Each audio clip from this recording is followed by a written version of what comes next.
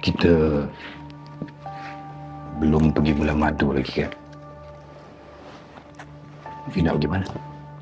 AGMI dah habis.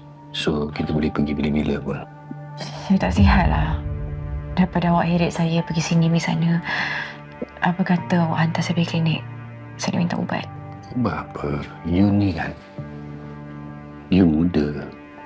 Tak ada sakit apa pun. Sebenarnya, ni you punya mindset ni, you setting tu betul. Manusia ni, otak dia 1.5 kilogram.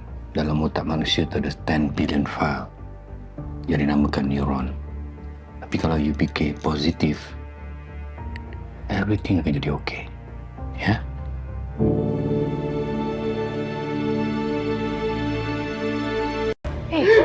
Kenapa ni? Hah? Fik? Bapa.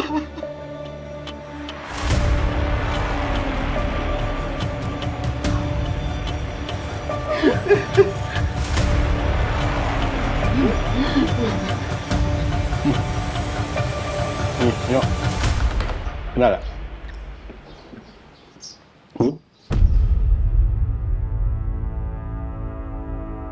Tu Kamal. Dia yang nak tembak I masa sidang media tu. Tengok apa jadi pada musuh I. Mati kata.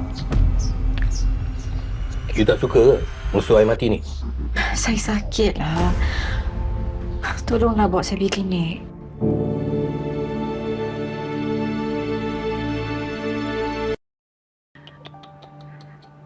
Kau masih sayang kepada lelaki bodoh tu lagi. Lelaki tak guna lagi. Kalau kau sayang, kenapa kau minta cerai? Sebab engkau! Kau tahu tak sebab engkau? Kau ni kan, aku bagi muka kat kau. Jangan naik kepala. Orang bagi muka, jangan sampai nak pijak kepala orang, faham? Kalau marah sangat dengan dia, jangan sampai... Benda ni jadi sebab apa? You yang gatal minta cerai dengan dia sampai dia mengamuk. Sampai nak bunuh I, nak tembak I. Aku gatal?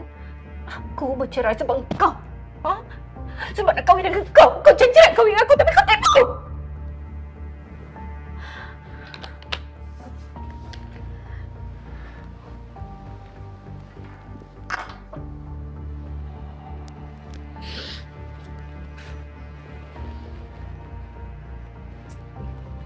Kau boleh jangan hipokrit tak? Kau cakap apa? Kau cinta aku. Kau sayang aku. Kau setia pada aku. Setia tai kucing.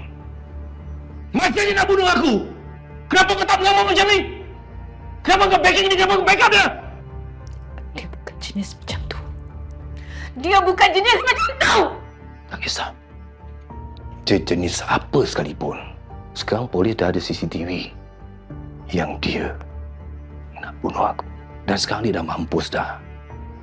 Dan ingat jangan kau nak salahkan aku, okey?